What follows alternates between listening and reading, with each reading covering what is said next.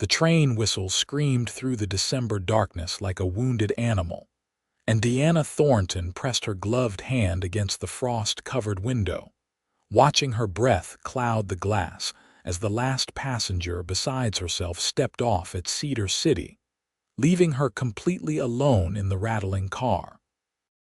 She had boarded in Salt Lake City 3 days prior, her traveling trunk containing everything she owned in this world, bound for a teaching position in a small mining town near the Idaho border. The year was 1884, and winter had come early to Utah Territory, blanketing the landscape in snow that seemed to erase all color from the world. At 22 years old, Diana had never felt more alone or more afraid, though she would rather die than admit either sentiment aloud.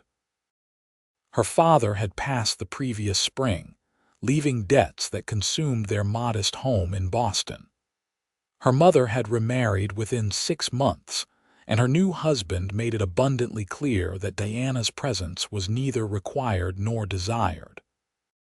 The train lurched forward again, and Diana steadied herself against the worn velvet seat. Through the window, she could see the engineer's cabin, a warm glow emanating from within. She had barely glimpsed the man when she boarded, just a tall figure in a heavy coat disappearing into the forward car. Now, as the only passenger, she felt the peculiar intimacy of their isolation. This train, this man, and herself were the only living things for miles in any direction. The stars appeared as the clouds finally broke, scattered across the sky like diamonds spilled on black velvet. Deanna found herself staring up at them, remembering childhood nights when her father would take her to the observatory, teaching her the constellations. She pressed her fingers to the cold glass and whispered a wish to the brightest star she could see. To her absolute shock, the train began to slow. The brakes engaged with a metallic screech, and the locomotive came to a complete stop in the middle of nowhere. Diana's heart hammered in her chest. Had something happened? Was there trouble on the tracks? She stood, gathering her heavy woolen shawl around her shoulders, and moved toward the door connecting her car to the rest of the train. Before she could reach it, the door swung open, and the engineer stepped through. He was younger than she expected, perhaps 28 or 30, with dark hair that curled slightly beneath his engineer's cap. His face was weathered from sun and wind, with lines around his eyes that suggested he smiled often, though he was not smiling now. His expression was serious, searching, as his eyes found hers. He was tall, broad-shouldered, with capable hands that still bore the grime of his work despite the cold. "Miss," he said, his voice a low rumble that seemed to match the rhythm of the train itself. "You made a wish on that star." The bright one, just above the northern horizon. Deanna blinked, certain she had misheard. "I beg your pardon. I saw you through the window when I was checking the coal load," he said, removing his cap and holding it in his hands. "Saw you touch the glass and look up at that star. My mother always said when a woman makes a wish on a star, God listens closer than usual. Figured the least I could do was stop so you could make it proper." She stared at him, utterly bewildered. "You stopped the entire train because you thought I made a wish?" "You are the only passenger," he pointed out reasonably. "And yes, madam, name is Xavier O'Brien. I am the engineer, and seeing as I am also the conductor, the brakeman, and the porter on this run, I reckon I have the authority to stop when and where I please. Long as I get you north before the snow closes the passes, I figure what harm could it do?" Diana did not know whether to laugh or cry. The absurdity of it was overwhelming. "Mr. O'Brien, I appreciate the sentiment, but I cannot just go outside and wish on stars. That is a child's game." "Is it?" He tilted his head slightly, studying her. "You looked pretty serious about it from where I was standing, and you are going north alone in winter, which suggests you have got something weighing on you.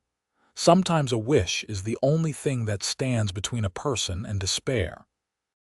His words struck something deep inside her, some hidden place she had been carefully guarding since leaving Boston. She felt her eyes begin to burn with tears she refused to shed. "I wished my father was still alive," she said, the words escaping before she could stop them. "Which is a wish that cannot possibly be granted, Mr. O'Brien, so stopping the train was a waste of your time and mine." Xavier was quiet for a long moment. Then he said, "Come outside anyway, just for a minute. You have been cooped up in this car for days. The air will do you good." She should have refused. It was improper, it was strange, it was completely outside the bounds of normal behavior. But something in his eyes, a kindness that expected nothing in return, made her nod. He helped her down the steps, his hand firm and warm even through her glove. The cold hit her immediately, sharp and clean, filling her lungs with an ache that was almost pleasant after the stale air of the passenger car. The snow stretched endlessly in all directions, glowing faintly under the starlight.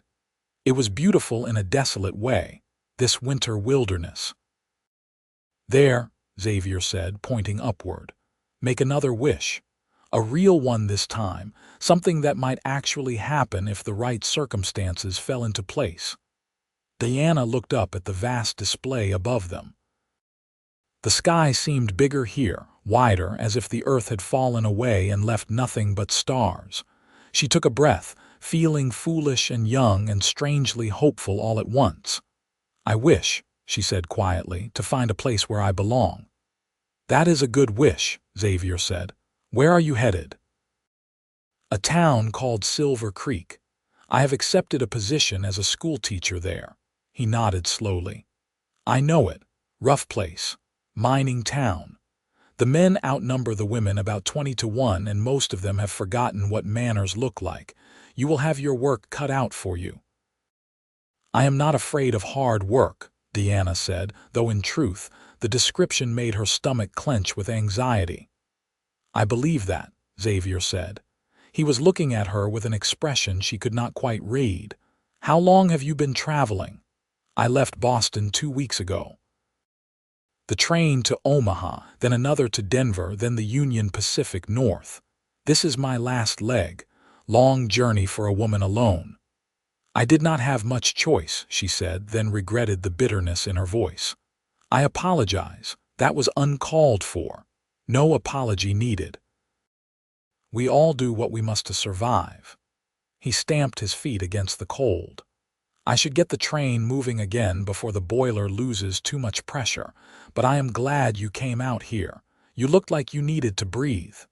He was right, though she had not realized it until this moment. Something about the vast emptiness, the clean cold, the impossible number of stars had loosened the tight knot in her chest that had been there since her father's death. "Thank you, Mr. O'Brien," she said sincerely. "This was very kind of you." "Just Xavier is fine," he said. "We will be seeing a lot of each other over the next few days. The run to Silver Creek takes us through some of the most isolated country in the territory. I figured we might as well be friendly about it." She smiled despite herself. Diana Thornton." "Pleased to make your acquaintance, Miss Thornton." He helped her back up into the car, his hand lingering perhaps a moment longer than strictly necessary. "We will stop in Parowan tomorrow around midday for water and coal. Town is not much, but they have got a decent restaurant if you want something hot that is not from my camp stove." "That sounds wonderful," she said, and meant it. As the train began moving again, Diana returned to her seat by the window. But this time, instead of staring out at the darkness, she found herself looking toward the forward cabin, wondering about the man who had stopped an entire train just so she could make a wish on a star properly. The night passed slowly.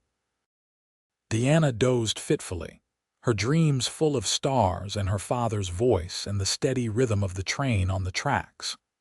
When dawn finally broke, washing the snow-covered landscape in shades of pink and gold. She felt more rested than she had in weeks. Xavier appeared around mid-morning with a battered pot of coffee and 2 tin cups. "Thought you might want something to warm you up," he said. "It gets cold back here once we are really moving." Deanna accepted gratefully. The coffee was strong and bitter, but it was hot, and that was enough. "Do you always take such good care of your passengers?" "Only the ones traveling alone in winter," he said with a hint of a smile. "And only the ones who make wishes on stars." He sat down across from her, seemingly unconcerned with propriety. There was something refreshing about it, Deanna found.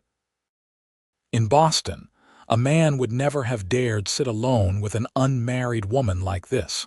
But here, in this isolated place, normal rules seemed suspended. "How did you become a train engineer?" she asked. "My father worked for the railroad," Xavier said. "I grew up around trains, learned to stoke coal almost before I learned to read. When he died, I took over his route. That was 8 years ago."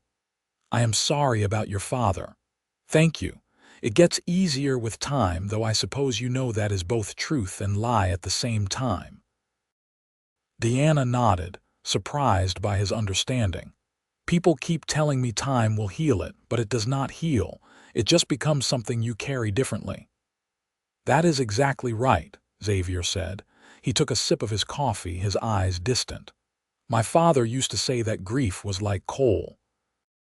It starts out heavy and sharp-edged, but if you carry it long enough, the pressure and heat of living transforms it into something else. Not diamond maybe, but something you can use to keep yourself warm on cold nights. The memories, I mean." "That is beautiful," Deanna said softly. They talked for over an hour, the conversation flowing easily between them. Xavier told her about the railroad, the routes he ran, the places he had seen. Deanna told him about Boston, about her father's work as a professor of astronomy, about the books she had read and the life she was leaving behind. When Parowan finally appeared on the horizon, Diana felt a strange reluctance to see their conversation end.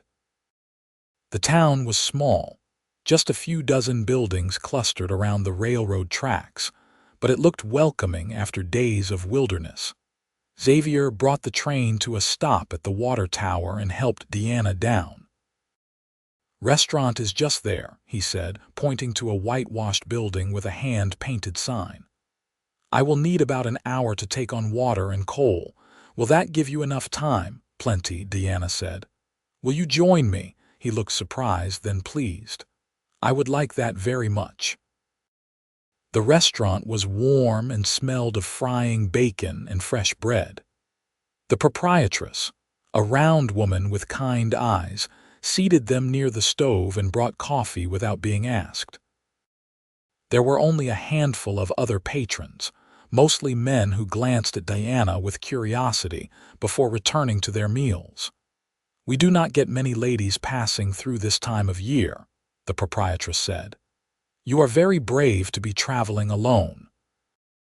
"Or very foolish," Deanna said with a small smile. "I have not decided which yet." "She is going to Silver Creek to teach school," Xavier said, and there was something in his voice, a note of pride or protectiveness, that made Deanna's heart flutter strangely. "Teaching. Lord have mercy, those children need it. Half of them are running wild up there, no proper education at all. You will do good work there, miss."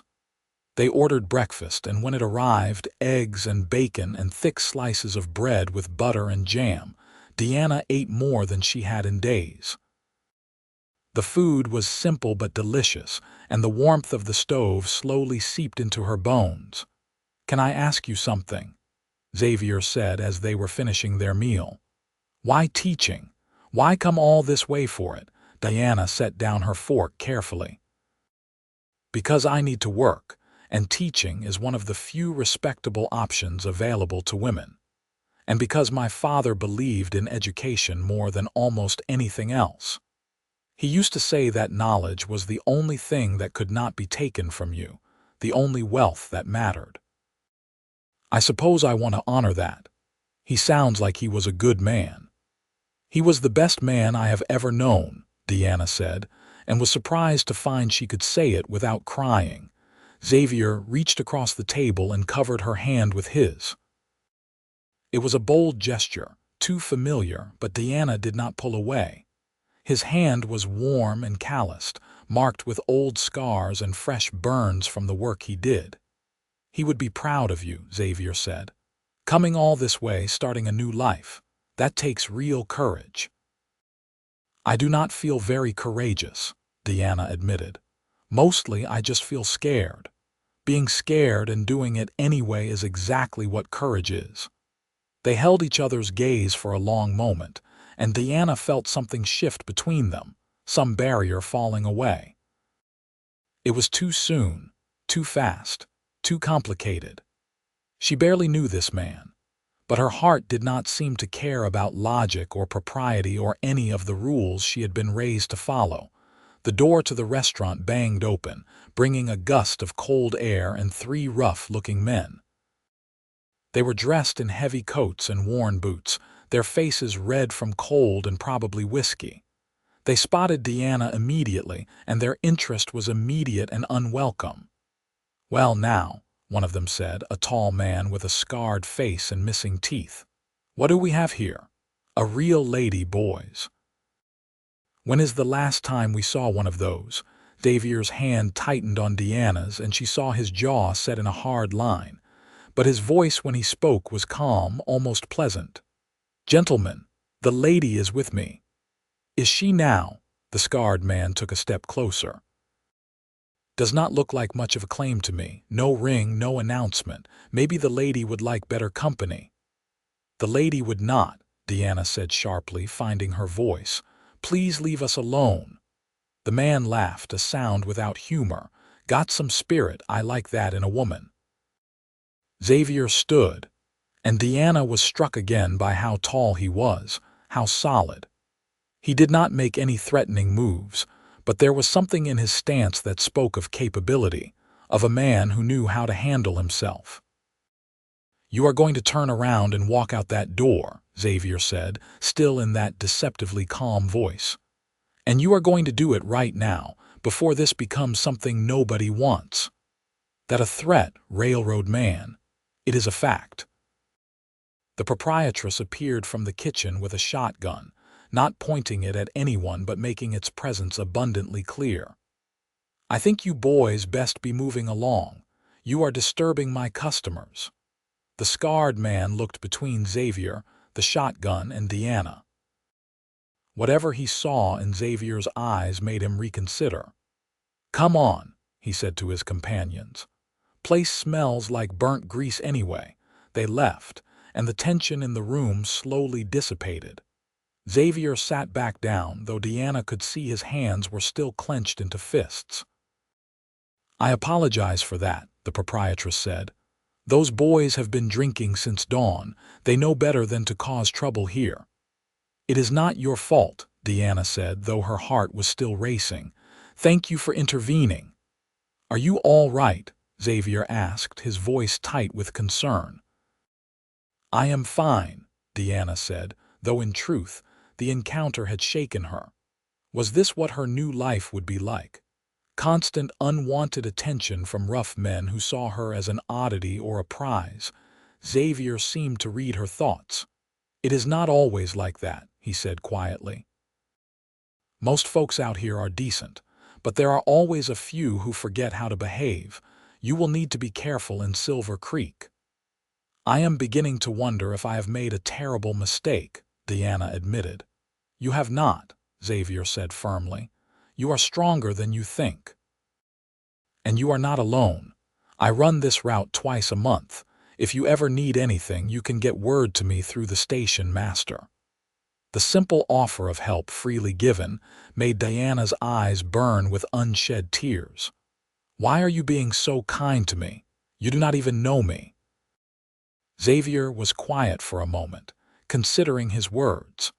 "Because I know what it is like to be alone in a place that does not feel like home.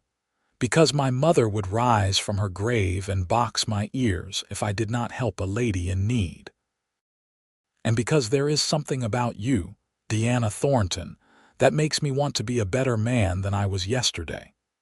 The honesty in his words took her breath away. She had been courted before in Boston by young men who spoke in practiced phrases and careful compliments. But none of them had ever spoken to her like this, with such raw sincerity. "I do not know what to say to that," she said finally. "You do not have to say anything.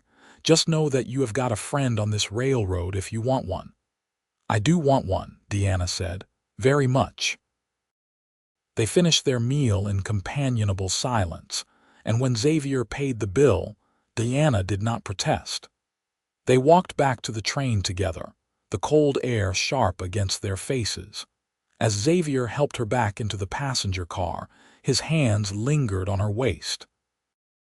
"Tonight," he said, "if the sky is clear, I will stop again, so you can make another wish.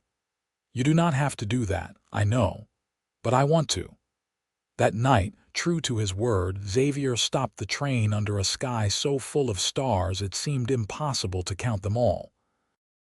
Deanna stepped out into the cold, and this time Xavier stood beside her, close enough that she could feel the warmth of his body. "What should I wish for?" she asked. "Whatever your heart wants most," he said. Deanna looked up at the stars, at the vast and beautiful universe her father had loved so dearly, and made her wish in silence. But when she glanced at Xavier, saw him watching her with an expression that made her breath catch, she thought perhaps her wish was already starting to come true. The next day brought them higher into the mountains, through passes where the snow was piled in drifts taller than a man. Xavier worked tirelessly, keeping the train moving, stopping periodically to clear ice from the tracks. Deanna watched him from her window, marveling at his strength and determination. He brought her lunch, simple fare of hard bread and cheese, but they ate it together in her car, talking about everything and nothing. Xavier told her about his childhood in Sacramento, about learning to read by lamplight in railroad camps, about his mother who had died when he was 16. Deanna told him about her mother's rapid remarriage, about feeling displaced in what had been her own home, about her fear that she would never find a place where she truly belonged. "You will find it," Xavier said with such certainty that she almost believed him. "Some people are born into their place in the world, others have to search for it, but when you find it, you will know." "How will I know?" "Because it will feel like breathing. Like you have been holding your breath your whole life and suddenly you can finally fill your lungs." That night they stopped again for Deanna to make a wish. But this time, when she stepped down from the train, Xavier took her hand and led her a short distance from the tracks, to where the snow was pristine and undisturbed. "Look," he said, pointing upward. Deanna gasped. The stars were incredible, but dancing among them were ribbons of green and blue light, curtains of color that seemed to shimmer and flow across the sky. "What is that?" she breathed. "Northern lights," Xavier said. "I have only seen them a handful of times. My father said they were the souls of the departed, dancing in heaven. I do not know if that is true, but I like to think it might be." Deanna thought of her father, imagined him among those dancing lights, and felt a peace settle over her that she had not experienced since his death. "It is beautiful," she whispered. "Yes," Xavier said, but he was not looking at the sky. He was looking at her. The moment stretched between them, charged with possibility. Deanna knew she should step back, should maintain proper distance, should remember that she was a lady and he was a railroad engineer, and they had known each other less than a week. But all of that seemed distant and unimportant compared to the feeling in her chest, the way her heart raced when he looked at her like that. "Deanna," Xavier said, his voice rough. "I know this is not proper. I know we have only just met. But I need you to know that I have never felt like this before, like the whole world has shifted on its axis and suddenly everything looks different. I feel it too, Deanna admitted. It terrifies me. Why? Because I am supposed to go to Silver Creek. I am supposed to start my new life there. And you are here on this train, and I do not know how those two things can possibly exist together. Xavier stepped closer, close enough that she could see the frost on his eyelashes, could feel the warmth of his breath. What if there was a way? What if you did not have to go to Silver Creek? What if you could stay here with me? I cannot just abandon my responsibilities. They are expecting me. I have signed a contract. Contracts can be broken. Letters can be sent. Deanna, please just consider it. I know it is fast. I know it is crazy. But I cannot let you go without telling you that I am falling in love with you, and I think maybe you are falling in love with me too. Diana's breath caught. Love. The word seemed too big, too soon. But looking into Xavier's eyes, seeing the vulnerability there, the hope, she knew he was right. It was crazy and fast and completely illogical, but she was falling in love with this man who stopped trains so she could wish on stars. I need time to think, she said finally. This is too important to decide right now, standing in the snow. I understand, Xavier said, though she could see the disappointment in his eyes. We still have 2 days before we reach Silver Creek. Think about it. And whatever you decide, I will respect it, even if it breaks my heart. They returned to the train in silence, but this time the silence was full of words unsaid and possibilities unconsidered. Deanna lay in her seat that night, staring at the ceiling, her mind whirling. Could she really do this? Could she abandon her plans, her contract, her carefully constructed new life, for a man she had known less than a week? But the question that kept returning, the one she could not ignore, was simpler. Could she really leave him? The next day brought them through the wildest country yet. The mountains rose like teeth on either side of the tracks, and the snow fell in thick curtains that reduced visibility to almost nothing. Xavier had to slow the train to a crawl, and Diana could hear him working, the sound of the shovel scraping ice from the tracks, the hiss of steam, the steady rhythm of his labor. When he finally came to her car in the afternoon, he looked exhausted. His face was red from cold, his hands chapped and bleeding in places despite his gloves. "Are you all right?" Deanna asked, alarmed. "Just tired," he said. "The storm is worse than I expected. We are going to have to stop for the night. There is a water station about an hour ahead with a shelter. We can wait out the worst of it there." "Should we be worried?" "No," Xavier said, but something in his voice made her think he was not being entirely truthful. "I have weathered worse storms than this. We will be fine." But as they crawled through the snow toward the water station, Diana could see the concern in the set of Xavier's shoulders, the way he kept checking the gauges and looking out at the darkening sky. When they finally reached the station, a small building barely visible through the blowing snow, she felt a relief that was almost physical. Xavier helped her down and into the shelter, a single room with a pot-bellied stove and a few pieces of rough furniture. He immediately set to work building a fire, and within minutes, warmth began to seep into the space. "We will stay here tonight," he said. "The train will be fine. The storm should pass by morning and we can continue then." "Is this safe?" Deanna asked. "Being here alone like this?" Xavier gave her a long look. "I will sleep out in the train if you prefer. I do not want you to feel compromised." "No," Deanna said quickly. "I did not mean that. I meant the storm. Is it safe from the storm?" "Oh," Xavier looked relieved. "Yes, this shelter has stood for 20 years. It will stand through tonight." They shared a simple meal from Xavier's supplies, beans and coffee and the last of the bread from Parowan. Outside, the wind howled like something alive, and the snow piled against the walls. But inside, with the fire crackling and the warmth surrounding them, Deanna felt safer than she had in months. "Tell me about your dreams," Xavier said as they sat by the fire. "Before your father died, what did you want to be?" Diana was quiet for a moment, thinking. "I wanted to study astronomy like my father, but that is not a possibility for women. No university would accept me, no observatory would hire me, so I suppose I dreamed of impossible things." "Why is it impossible?" "Because I am a woman." "That is a stupid reason," Xavier said bluntly. "Some of the smartest people I have ever met have been women. My mother could calculate the fuel consumption and water usage for a steam engine faster than any engineer I have known.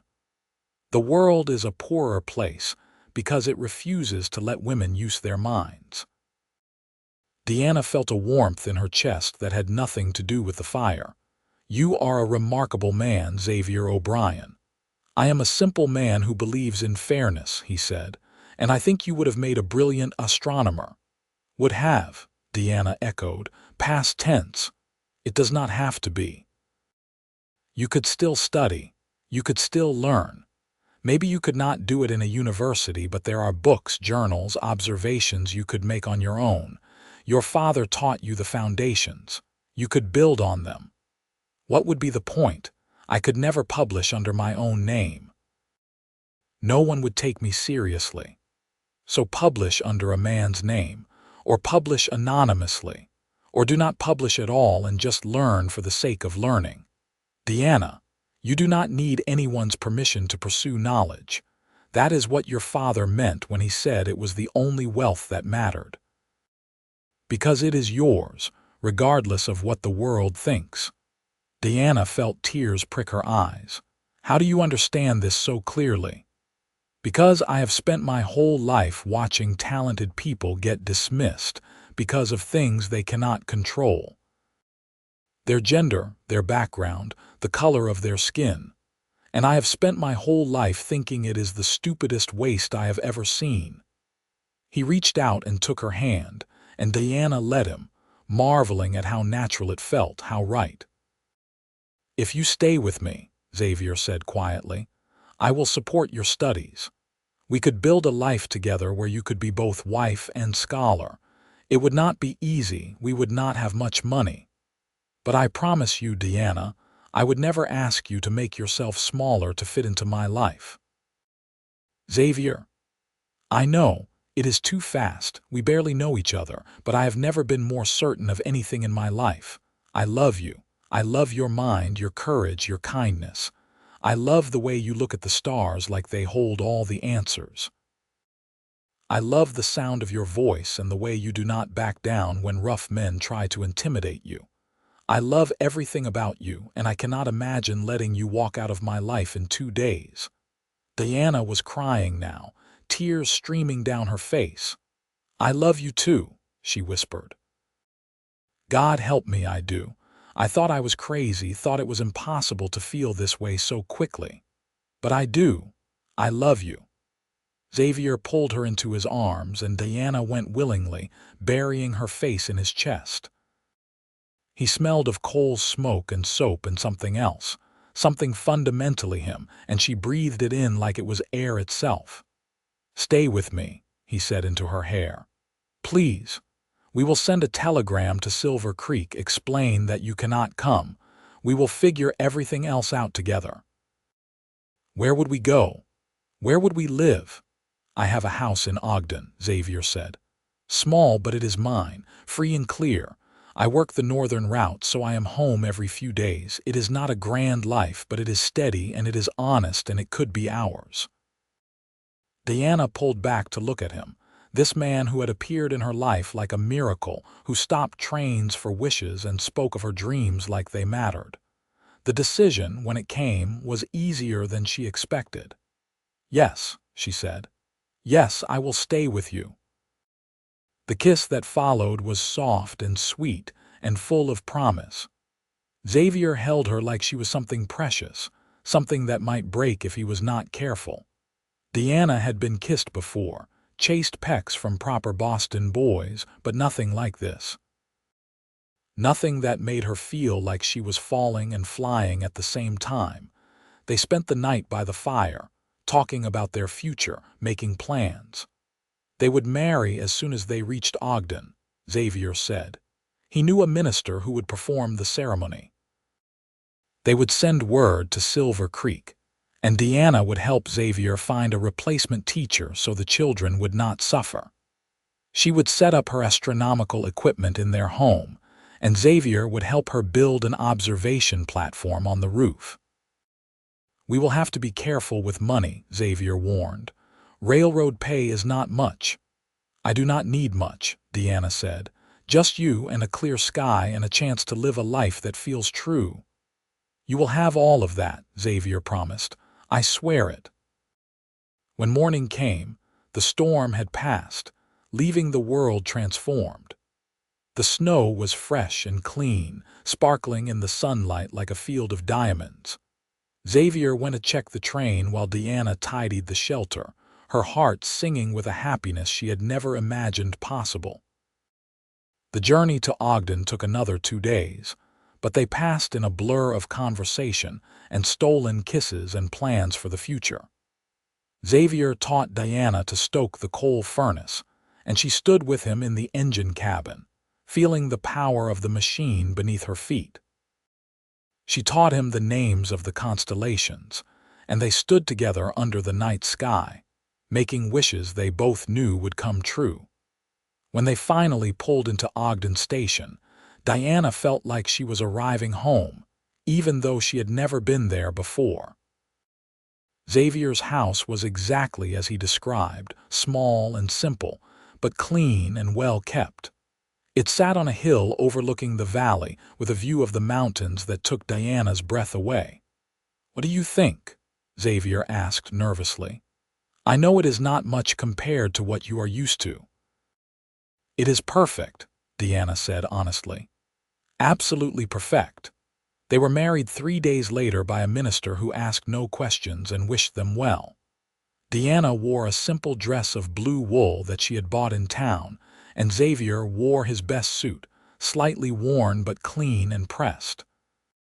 There were no guests beyond the minister's wife, who served as witness, but Diana did not mind. This was their beginning, and it needed no one's approval but their own. The first months of marriage were an adjustment. Xavier's work took him away for days at a time, and Deanna had to learn to manage the house alone. But she also had time to study, to set up her telescope on the roof platform Xavier built for her, to lose herself in the stars the way she had always dreamed of doing. She wrote to her mother, a letter that was more duty than desire, explaining her marriage and new life. The response, when it came, was cold and disapproving. But Diana found she did not care. She had chosen her own path, and she was happier than she had ever been in Boston. Xavier came home from each run like a man starved, gathering Diana into his arms and holding her like he could not quite believe she was real. They would sit together in the evenings, Diana sharing what she had learned from her observations, Xavier telling her about the places he had been and the people he had met.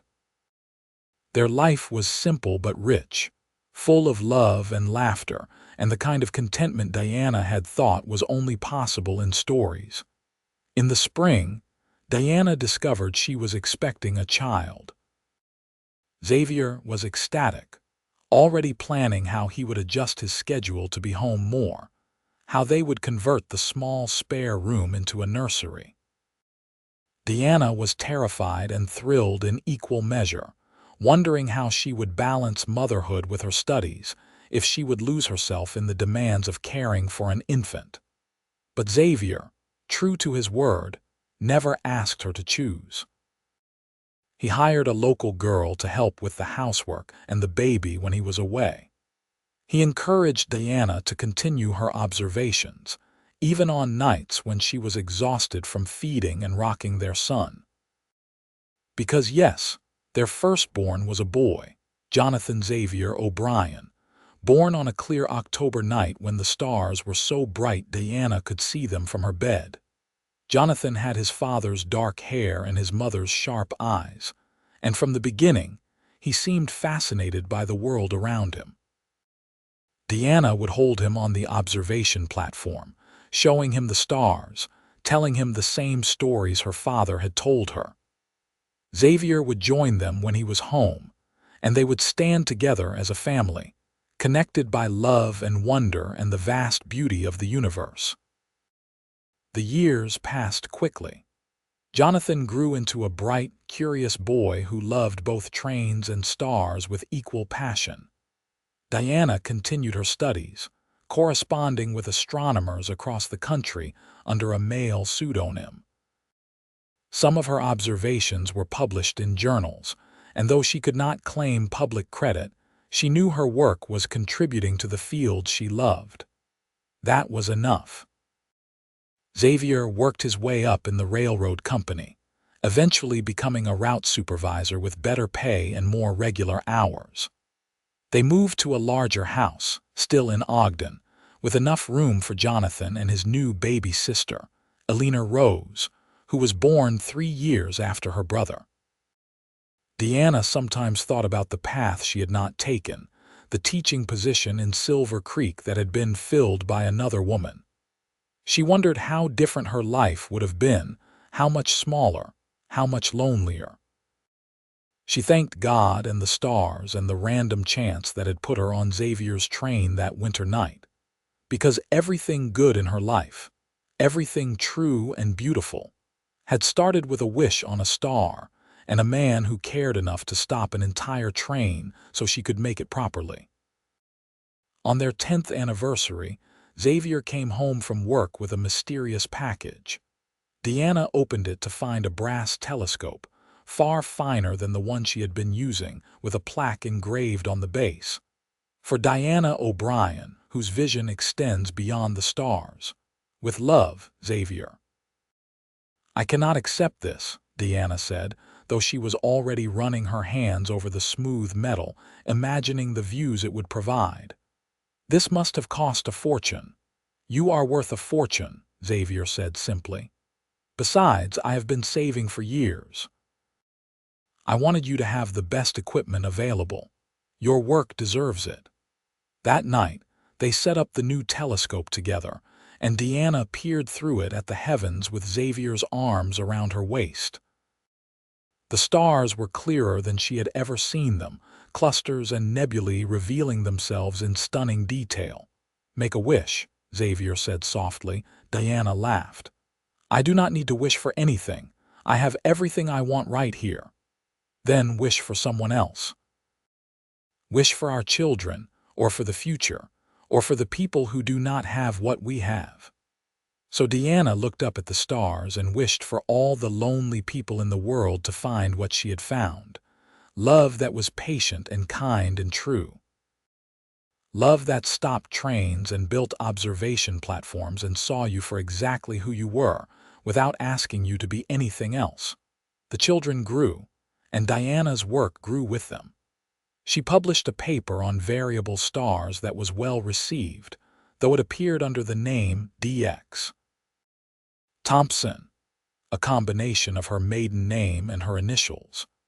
Xavier framed a copy of it and hung it in his office at the railroad, telling anyone who asked that it was written by someone he admired greatly.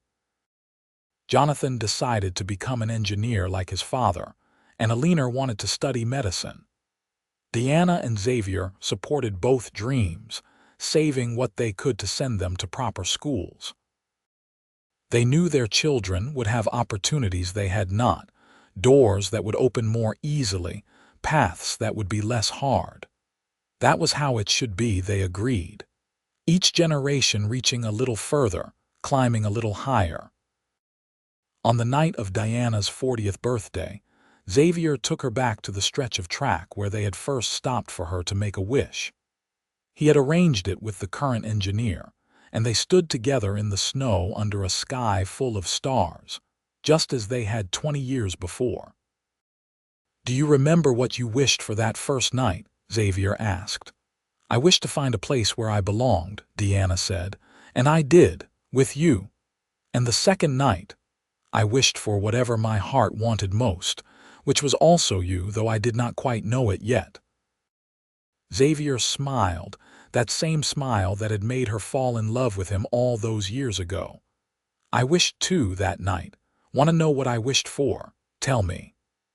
"I wished that the beautiful woman on my train would give me a chance. That she would see past the coal dust and the rough hands and the simple life I could offer. That she would take a risk on a man who loved her at first sight." Deanna felt tears on her cheeks, freezing in the cold. "Your wish came true." "Best wish I ever made," Xavier said, pulling her close. "Well, that and the one where I wished you would say yes when I finally got up the courage to propose." "When did you make that wish?" "Every night for a week before I asked you. I was terrified you would say no." Deanna laughed through her tears. "I could never have said no to you. From the moment you stopped this train for a wish, I was yours." They stood together in the cold, two people who had found each other in the vast wilderness and built a life together, one day and one wish at a time. The stars wheeled overhead, constant and eternal, bearing witness to their love. Years later, when their children had children of their own, Deanna would tell them the story of how she and their grandfather met. About the winter train north, and the cowboy engineer who stopped at every star she wished on. The children would listen with wide eyes, wondering if such things were really possible, if wishes really could come true. And Diana would smile and tell them that yes, sometimes wishes came true. Not always the way you expected, and not always when you expected, but if you were brave enough to make them, and lucky enough to meet someone who would stop an entire train just to give you a chance, then anything was possible. Jonathan eventually took over his father's route on the railroad, and he would sometimes stop at that same stretch of track, remembering the story his mother told. Alina became one of the first female doctors in Ogden, and she married a kind man who supported her work just as Xavier had supported Deanna's. They raised their children with the same values they had learned, that love was worth risks, that dreams mattered, and that sometimes the best things in life came from the most unexpected places. Xavier retired from the railroad at 60, his body worn from years of hard labor, but his spirit undimmed. He spent his days helping Deanna with her observations, reading to their grandchildren, and working in the garden he had planted behind their house. Deanna published her final paper at 62, a comprehensive study of stellar patterns that was praised by astronomers across the country. She revealed her identity then, no longer caring what anyone thought, and was surprised by the warmth of the response. Several younger female astronomers wrote to thank her for paving the way, for proving it was possible. On their 50th anniversary, surrounded by children and grandchildren and even a few great-grandchildren, Xavier stood to give a toast. His hair was white now, his hands gnarled with arthritis, but his eyes were as bright as ever when he looked at Deanna. 50 years ago, he said, I was running a train north through the worst winter I had ever seen. I had one passenger, a beautiful young woman who looked like she carried the weight of the world on her shoulders. I watched her make a wish on a star, and something in my heart told me to stop, to give her a moment to breathe, to hope, to believe in possibility. He reached for Deanna's hand, and she took it, their fingers interlacing with the ease of 5 decades of practice. I did not know that night that I was looking at my future wife. I did not know that she would give me 2 beautiful children, or that those children would give us these amazing grandchildren. I did not know that I would spend the rest of my life loving her more with each passing day. All I knew was that she needed kindness, and I had it to give. He turned to Deanna fully now, his voice thick with emotion. You made me a better man. You gave me a purpose beyond the work of my hands. You showed me that love is not about grand gestures or perfect moments, but about showing up every day and choosing each other again and again. You are my greatest adventure, my deepest joy, and the answer to every wish I have ever made. There was not a dry eye in the room. Deanna stood, her own eyes streaming with tears, and kissed her husband in front of their entire family. The grandchildren cheered, and the great-grandchildren laughed, and the room filled with the kind of joy that comes from love freely given and gratefully received. Xavier lived to be 78, passing peacefully in his sleep with Deanna beside him. She held his hand as he went, whispering all the things she loved about him, thanking him for the life they had built together. When he took his last breath, she looked out the window and saw a shooting star streak across the sky, and she chose to believe it was him, moving on to the next great adventure. Diana lived another 5 years, continuing her observations almost until the end. She spent her final days surrounded by family, telling stories about Xavier, about their life together, about the magic of wishes and stars and love that transcended the ordinary. On the night she died, the northern lights appeared over Ogden for the first time in 20 years. The whole family gathered to watch them, remembering Xavier's words about souls dancing in heaven. They liked to think he had come back to collect Deanna, to take her hand once more and lead her into whatever came next. Jonathan inherited his mother's telescopes and his father's love of trains.